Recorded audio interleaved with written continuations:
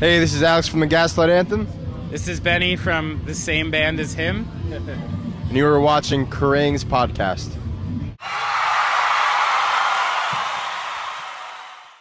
Hello and welcome to the Kerrang podcast day 3 at Reading. Here I am with Alex and Benny from the Gaslight Anthem. You've played the main stage today. What's it like, playing to as far as the eye can see? It was fun. Yeah, we played a pretty decent slot, middle of the day, and for the third day of the festival, there were a lot of people out to see us, and we had a pretty good response. So. For you? Yeah, I thought it was great, man.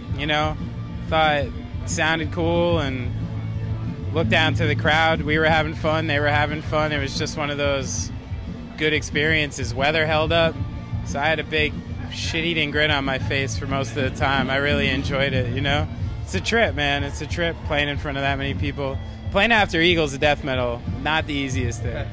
They're a good band. Yeah. Entertaining, yeah. You had the best seat in the house for the whole show. Always.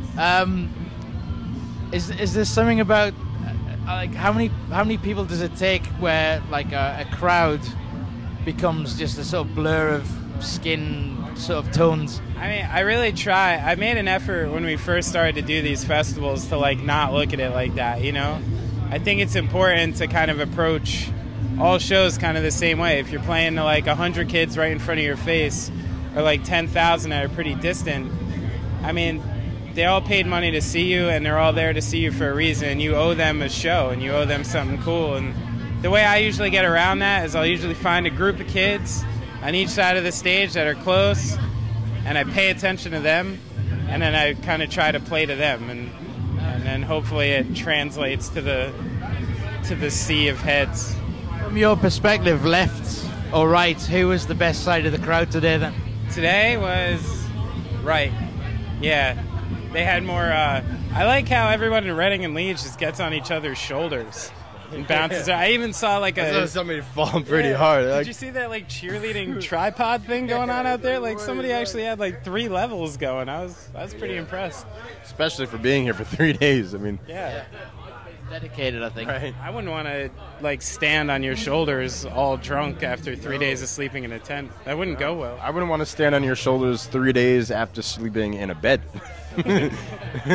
So, when you approach a festival set, are you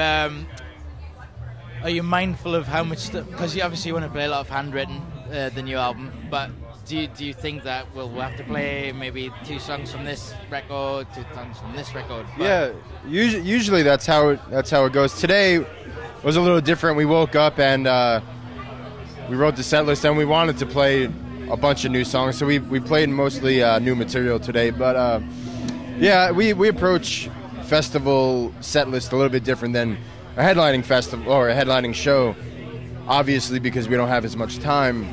But yeah, yeah. I mean, I think when we write a headlining set, we always write a set that kind of has peaks and valleys in it, where we maybe chill out for a couple songs and do something a little less hectic and then bring it back up. And 45-minute festival set, if there's anything we've learned in these scenarios, is to just rip it. Don't talk a lot, play good energetic songs.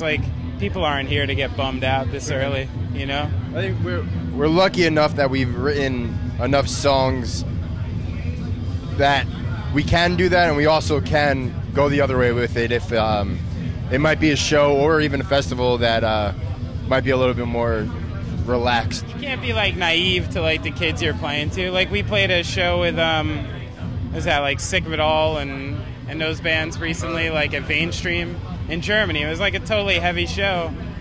I don't really want to play the shuffle on the snare drum soft songs for that. I want to play something a little more aggressive. And then if we played a song with or a show with Portishead or something, maybe we'll get a little groovier. A little groovier, yeah, sure. But I'm luckily we always have a bunch of different kinds of songs on all of our records. And so would you say Gaslight are the sort of Swiss Army knife of rock, where you can pull out any kind of thing for each eventuality? We're like a switch hitter in baseball. You know? We could adjust at any moment. You want to hit the 95-mile-an-hour fastball? We got it. you want to wait on that big hooking 65 mile an hour curveball. We even had that R.A. Dickey knuckleball.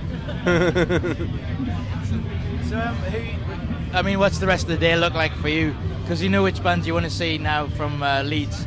Yeah. Are there anyone you catch up with later Second on? we're done with this interview, I'm going to lock up stage to see Trash Talk because they're awesome. Yeah.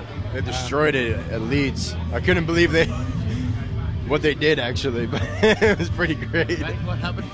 He pretty much just said, everybody get the fuck on stage right now. And everybody did get on stage. I bet security loved that. Yeah. I don't think security was stoked on him the whole set, but Right. Yeah. it was great. Those guys don't give a fuck. Right. And I like watching it. Cool. Well, Yeah. I think it would be cruel to stop you from seeing Trash Talk now. Right. So thanks for your Awesome. time. Thanks, brother. And enjoy the rest of your day. It's been great speaking to you.